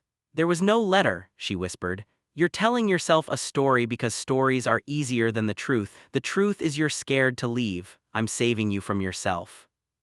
I went very still. It's something I do sometimes, like a deer that thinks if it becomes a statue the hunters will forget to shoot. And inside that stillness, something sharp clicked into focus. I would not beg her to tell the truth. I would not yell. I would build a bridge out of facts and walk across it. The first fact came from my memory of the envelope. The university crest was embossed in blue with a little nick missing from the top left shield. I'd noticed it because I noticed tiny things. Tiny things have saved us before. After school, when I knew Lena would be at her shift and Mum would be on the late rotation, I took a plastic grocery bag and emptied the kitchen bin into it, quiet as a thief. Coffee grounds, carrot peel, the wrapper from the custard creams Lena buys when she's been paid, a wad of damp ash. My throat closed when I saw a corner of thick paper fused with gray sludge. I laid it on newspaper and teased it with tweezers until blue showed through, and there it was, half a crest, the nick exactly where it lived in my memory. I pressed the corner between the pages of my old chemistry workbook, ironically heat and change, because I didn't have a safe. The second fact came from school. Ms. Kaur, my head of sixth form, is the kind of teacher every quiet kid dreams into being. She wears bright scarves and treats you like a person with a spine. I knocked on her office door and felt my eyes fill before I even sat down. She listened without interrupting, then handed me a tissue and said, "We don't do this alone." She dialed the admissions office and put it on speaker. A cheerful administrator named Thomas told us that my offer was active and congratulated me kindly, as if he could hear the way I was sitting on the edge of myself. Then he paused. That's odd. We have a note here. Offer declined by applicant, duplicate email sent confirming." He read the time stamp. It was the morning after the envelope turned to lace. "I didn't decline," I said to the phone, to Ms. Kaur, to the version of me that still believed in fixed lines between right and wrong. "I would never." "Don't panic," Thomas said in that careful tone institutions use, like a hand on your shoulder. "We have records. We can reverse this if it's an error. I'll flag it and send you a secure link to reset your portal." When I checked my inbox later, the reset link was there. When I clicked it at home, it said, "This link has expired or already been used." I tried again from the library, the same. I learned a new fact: fear has stamina. It can run circles around you while you stand still. That week felt like living underwater. At home, the silence between me and Lena was thick and bright like glass. Mum noticed, of course. "Please, girls," she said, running her hands over her scalp like she could smooth the trouble down. "We can't be at each other. We're all we've got." Lena would carry on making tea, talking about the weather, asking if I wanted the last of the yogurt, her voice light, her eyes watchful. If you've ever been gaslit, you know how the room starts tilting. You reach an arm out for the wall and find air. You start to say maybe a lot. Maybe I misread the email. Maybe I dreamed the crest. Maybe hope was a hallucination. Then on Friday, my password worked. And for the first time I heard it, the scared child in her, the one who watched a door close and decided to become a lock. "I would put you in the truth," I said, "and that might feel like a cell because you don't know how to live there yet." Something in her broke then, not loudly, not with tears, more like the sound of a bone setting in the quiet after the snap. She nodded once, tiny. "Fine," she said, "but you tell Mum I didn't do it because I'm evil." "I'll tell her you did it because you're lost," I said, "and that's not the same." We stepped toward the door together, two people whose footsteps used to match without trying and now had to learn a new cadence. My father reached out as if to touch my sleeve, then thought better and dropped his hand. "I'll come," he said, hoarse, "if you'll let me." I paused with my hand on the bell. "You can walk behind," I said, "not because you're uninvited, because you're late." We pushed into the day. The sky had done that pale thing it does before rain makes a decision. We reached the corner. My phone buzzed once more. A new email, subject line heavy as a gavel. "Formal notice, academic misconduct hearing." For a second, the words wouldn't assemble into sense. Then they did. The body read, "A complaint has been filed alleging that your forum remarks constituted targeted harassment of a fellow student. Hearing scheduled Thursday." I stopped dead on the pavement. The traffic hummed. Lena was half a step ahead, then turned back. "What now?" she asked, not snide, just tired. I showed her. She read. She met my eyes, and for the first time in months, maybe years, her outrage was on my side. "She did this," she said flatly. "Amelia, she can't stand that you didn't break." "We'll go to the station," I said, calm falling over me like a coat. "Then we'll go to campus. Then I'll go stand in another room where people who don't know me will decide if the shape of my voice is allowed to exist." We started walking again. The crosswalk light blinked its green man. Our father's steps sounded behind us like a drum learning a new song. I realized I was breathing, really breathing, even with all of it happening at once: the money, the post, the welfare check, the hearing. Betrayal had come at me from every angle, and somehow I still had enough air to make a sentence. If you're listening, this is where I leave you for now. At the curb, with the light counting down and the street between us and the place where we tell the next truth. My sister at my shoulder, not forgiven, not condemned, just walking. My father behind me, not redeemed, not erased, just present. And me, with a chipped mug waiting back on my desk and a door full of papers that don't flutter as much when I close it. Karma isn't the lightning strike people promise in movies. Sometimes it's an inbox that says reversed and a hearing that forces the right conversation into a fluorescent lit room. Sometimes it's a sister choosing finally to use her voice where it counts. Sometimes it's simply this: you press submit on the form, you open the door, you step off the curb, and you keep going even while the past shouts your old name across the road. The day of the hearing, the sky looked undecided, like it might rain or hold itself together out of politeness. I woke before my alarm and sat on the floor with my back to the bed, breathing slow because numbers calm me: 10 in, 10 out, 10 more for luck. The acceptance confirmation on my wardrobe door fluttered when I stood to dress, the sticky note with the case number beside it steady as a witness who has made peace with what she saw. I made tea because it's what I do when I don't know what else to do. The kettle clicked off. That sound has become my metronome, proof that something in the world starts, boils, ends, and cools the way it's meant to. I walked across campus with a folder tucked under my arm. Screenshots, email headers, the welfare officer's report, my statements, dates, times, the small neat horrors of this year printed in 12-point font. Priya met me outside the administration building in a navy coat and a face that meant business. She reached into her bag and produced a pack of tissues and a highlighter, because she knows what emergencies really require. "If they try to gaslight you with tone," she said, pushing her glasses up, "say policy every third sentence. People who love power love policy even more." Raffi waited a few steps back, hands in his pockets, not touching my life but orbiting respectfully. "I'll be here when you walk out," he said, and I believed him. He didn't try to follow me in. That's the difference between wanting to help and believing you have a right to be inside every moment. The hearing room was a windowless square with carpet that looked like it once dreamed of being moss. 3 people sat behind a table: the dean, a woman with a voice like a held note; the student conduct officer, neat, kind, armed with a fountain pen; and a student representative whose badge announced her as Tamsin and whose eyes suggested she was already on my side but had learned how to hide it. Whitaker sat against the wall like a piece of furniture, present but not participating. He gave me the briefest nod, which I returned with the kind of neutral face I have learned to wear around men who think they invented objectivity. Amelia sat on the other side with her scarf looped just so, as if this were a panel talk she was about to moderate. Her expression was composed enough to win awards. The allegation read out by the officer was precise and bloodless: that my remarks at the forum constituted targeted harassment of a fellow student, that my allusions encouraged a hostile environment, that I had abused my influence. Influence, I almost laughed. Influence feels like a new coat someone puts on you while you sleep and expects you to apologize for stretching. The dean asked if I wished to make an opening statement. I stood, palms flat on the folder, to stop my hands, remembering how to shake.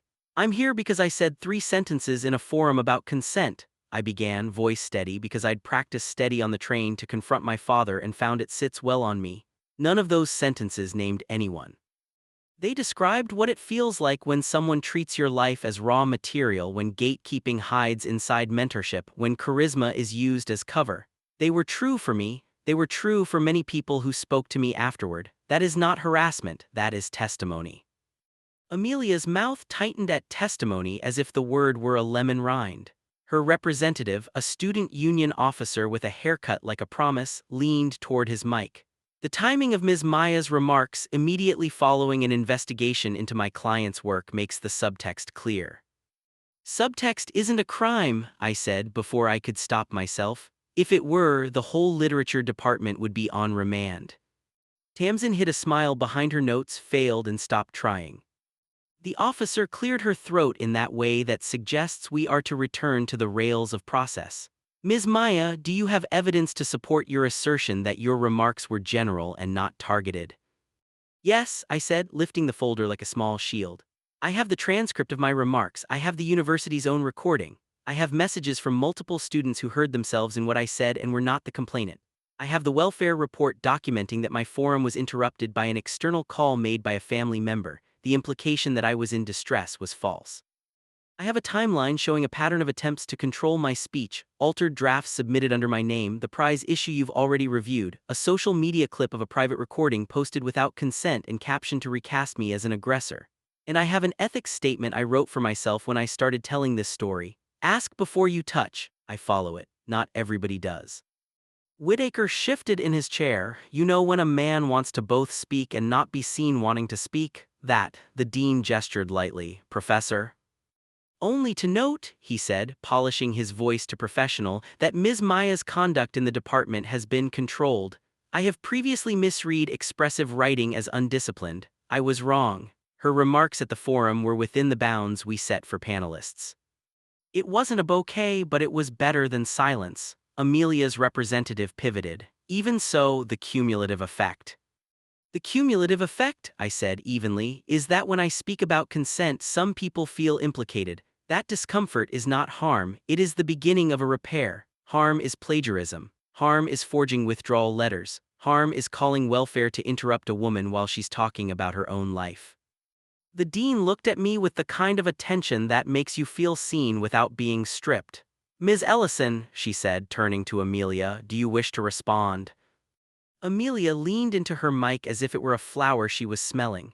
I'm being punished for being bold, she said softly. I tried to own my story. I'm being told some stories belong to other people. I've been targeted online. I've been humiliated. I'm a woman in academia. It is not safe.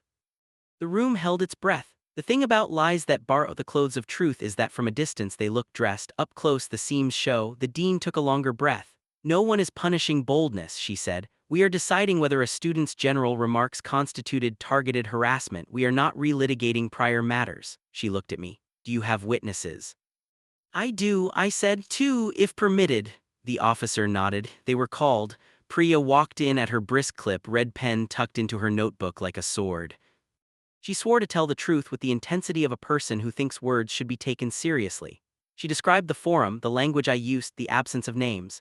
She described the messages afterward from students who recognized their own experiences of being handled. She did not editorialize. She enumerated policy every third sentence. I loved her in that moment, like you love a lifesaver thrown exactly where you are.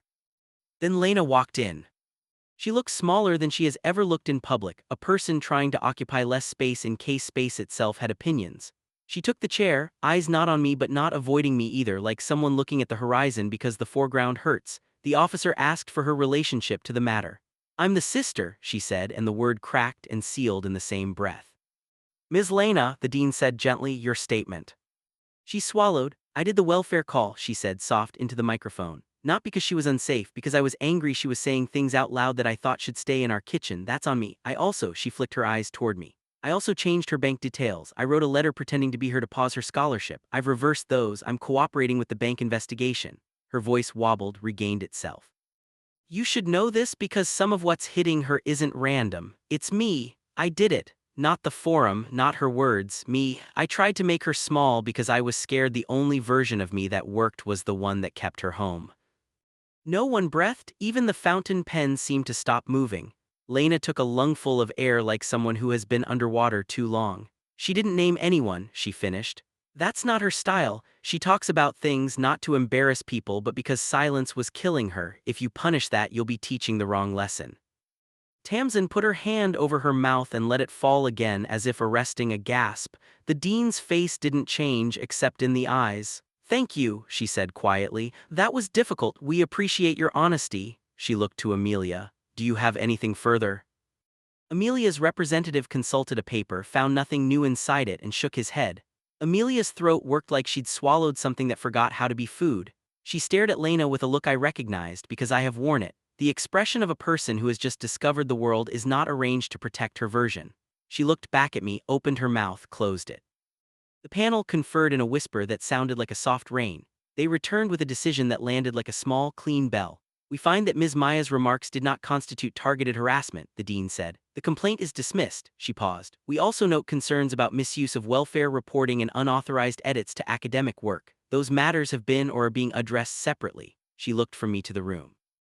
Two actions will follow. First, the department will institute a consent and storytelling policy and training, student-led, staff accountable. Second, welfare calls must be logged with the reasoning and, barring imminent risk, corroborated by at least one additional point of contact. It wasn't thunder, it was policy, it was good. After, in the corridor that smelled like dust and victory, people I barely knew touched my elbow in that quick, careful way people do when they want to say something without making a scene. "Thank you," two whispered. "I believed you," another said. Priya squeezed my arm like a coach and left because she had a tutorial and this was, after all, a day and not a movie. Lena stood a few feet away, twisting her fingers. When I looked at her, she didn't perform. She just asked, "Tea?" as if we were 17 and 12 again and there was only one answer. In the campus cafe, over mugs that were almost clean, she stared at the steam like it might show her a way out. "I'm going to pay back what I took," she said. "Properly, not just the bank reversal. I'm making a plan. I put my name down for extra shifts. I spoke to Auntie about the post. She's taken it down. She hates me now. That's fine." "I don't want you to hate you," I said. "I want you to stop treating me like a spare room you can store emergencies in." She nodded. "Quick, I will. I mean to. I don't know how to be new, but I'll learn." She exhaled through her nose, shook her head at herself. "I used to think I was the wall, that if I wasn't the wall, everything would fall. Turns out I was blocking the light." "Be a window," I said, and she half laughed because that was our joke now. "Door would be better," she said. "Something you can open and close with consent." We both smiled at that, a small, ridiculous smile that tasted like the first calm sip after a day of alarms. She reached into her bag, pulled out an envelope, and slid it across. "Before you suspect, it's not a letter I burned," she said wryly. Inside was a printout. A typed letter addressed to the bank, the scholarship office, the university, apologies, statements, consent to share information if needed. At the bottom, her signature sat steady next to Mum's. "Mum's the one who made me use the words 'I committed fraud,'" she said, rolling her eyes fondly at the discipline. "She's done with my euphemisms." "She texted me," I said. "She said she sees it." She was scared. "She's coming to the next forum," Lena said, surprising me. "Says if anyone tries to interrupt you again, she'll stand up and sing so loud the fire alarm will think it's been replaced." We laughed then, real, and I felt some hard part in my chest loosen, not all the way, not forever, but enough to breathe without pain. We finished our tea. We didn't hug goodbye. We didn't have to. Outside, Raffi stood under the awning, hands in pockets, as promised. When he saw my face, relief moved through him like a visible wind. He stepped forward, then stopped, and I loved him for that pause. "Okay?" he asked. "Okay," I said, "not tidy, but okay." He nodded. "Do you want to record something?" he asked carefully. "Not like before, for you, no air, a note to your future self. I'll set up the mic, hit record, leave the room, you can talk, I won't listen unless you say I can." The offer made my throat sting. "Yes," I said, "because one day I might forget how this felt and I want to remember the exact weight." That night in the tiny campus studio, he adjusted the mic and left. The red light blinked on like a patient heartbeat. I sat with the headphones around my neck so I wouldn't feel like I had to perform for their cups. I said my name into the room. I said today's date. I said you were believed in a room where you expected to be made smaller and felt my own voice settle into the air. I said your sister told the truth in front of strangers, and tasted the strange sweetness of that sentence. I said your father called last night to ask if he could take Mum to her appointment next week. She said yes. He said he'll be on time and let the complexity of all that sit without comment. I said karma wasn't fireworks, it was a meeting invite and a policy draft and a man choosing to pick up a phone and say, "I failed you," and a sister choosing to put down the match. Then I went quiet and let the room record that too, because silence can be proof when it isn't a weapon. When I finished, I didn't listen back. I named the file like I always do with the date with a final in lowercase, and saved it in 3 places, 2 in the cloud, 1 on a cheap USB that lives in the chipped mug Raffi found me.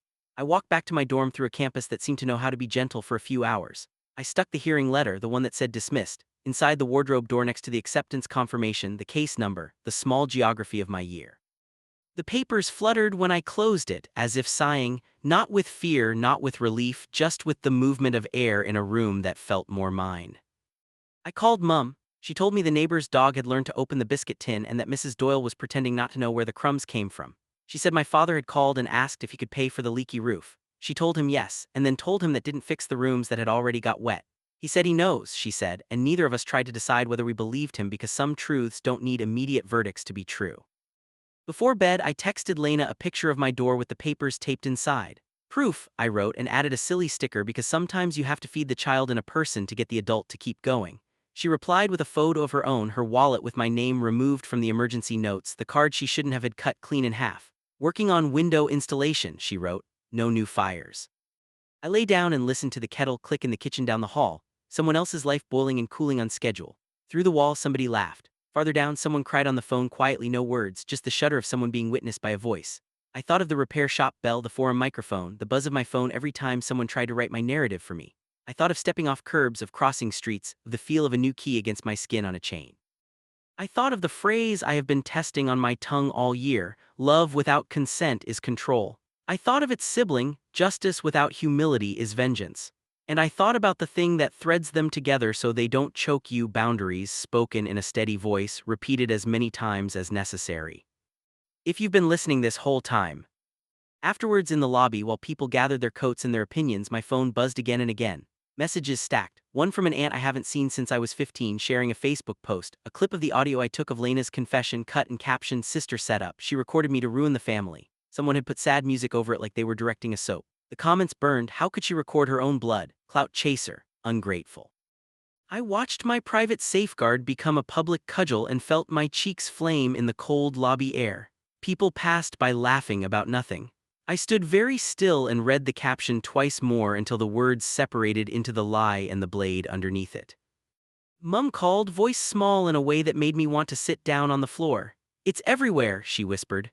Your aunt posted it, your cousins chimed in, the neighbor with the loud dog has an opinion I didn't ask for. They're saying you trapped your sister. Tell me it's not true, love. It's not, I said, and the steadiness surprised me. I recorded her because she burned my life and told me I was imagining the smoke. I recorded her to keep myself sane.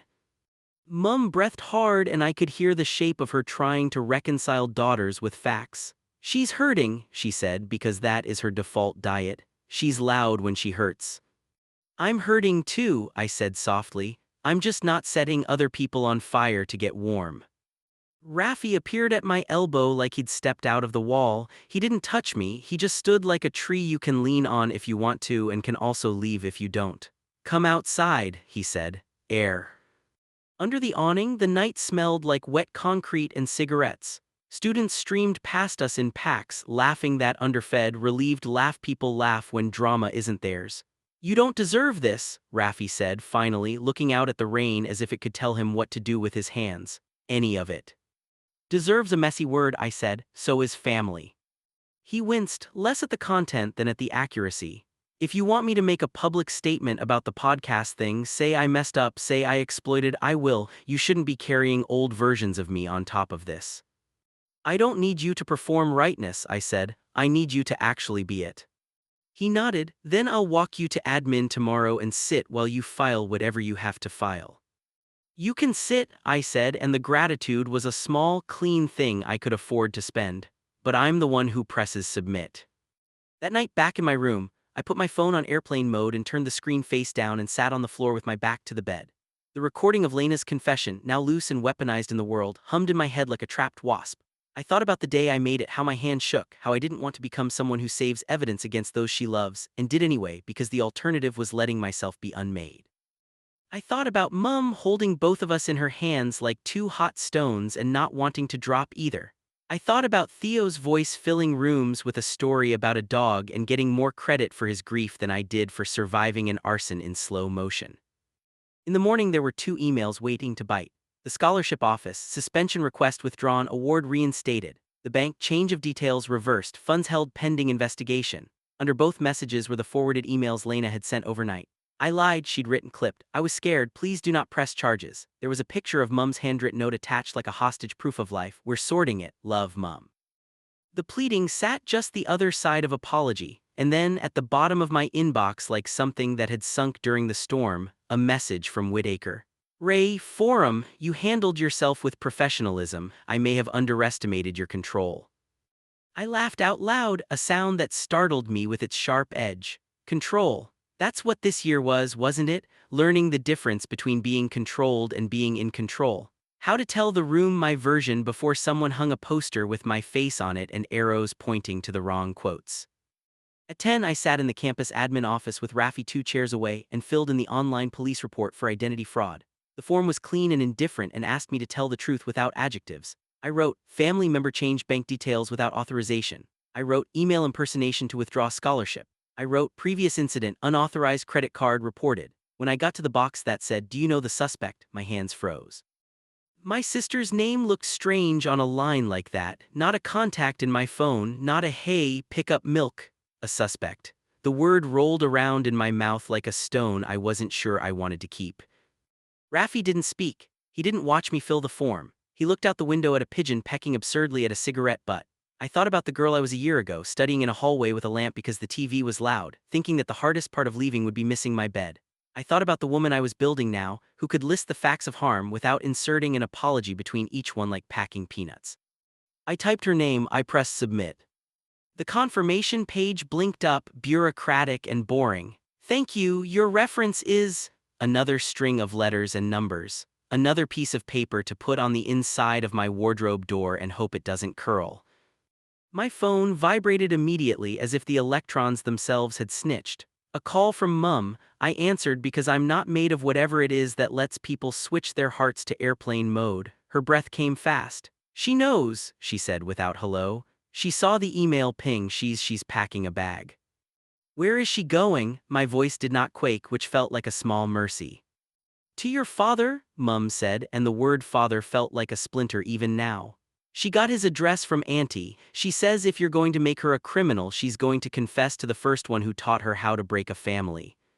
For a second, I saw the road between our childhood and this morning laid out like a map, a red line snaking from the sink to the stage to a police form to a door I hadn't opened yet. Okay, I said, okay. She wants you to come, Mum said, voice wobbling. She said, if Maya's going to press charges on me, she can at least say it to my face with him watching. The image of the three of us in the same air, me, the man who left, the woman who stayed and lit fires because she thought they were candles, made my mouth taste like pennies. When? I asked. Now, Mum said, he's at the shop, she's already there, I can't go, I've got shift, I can't. I'll go, I said, and I surprised myself. Not because I wanted to, but because the idea of not going felt like letting the story fold itself without me on the page. Text me the address, I'll go. I hung up. Rafi was already turning toward me, reading my face more than the room. Do you want me to? No, I said and tried to smile. This is a scene I have to walk into alone, but I touched his elbow light. Can you be here when I walk out? He nodded. I'll be here, he said, and it sounded like something that could hold. On the train, the city unspooled in tired brick and graffiti and the backs of houses where people hang their lives out to dry on lines. I watched my reflection in the window as if I could practice what my face should do. Angry would be easy. Broken would be honest. Steady would be rare. I practiced steady. The repair shop looked the same as in the picture, metal shutters half up, a bell on the door that buzzed like a fly, the smell of oil and old stories. He was behind the counter with a rag in his hand like he'd frozen in the middle of wiping something down. Lena was perched on a stool, hair pulled back too tight, a little suitcase at her feet like punctuation. Mouse, he said before catching himself, before remembering who gets to use which names anymore. I didn't sit, I stood where the counter forced us into straight lines and said, you called welfare on me. Lena rolled her eyes. I called because you were up there talking about pain like it's a trophy and I thought maybe someone should ask if you're...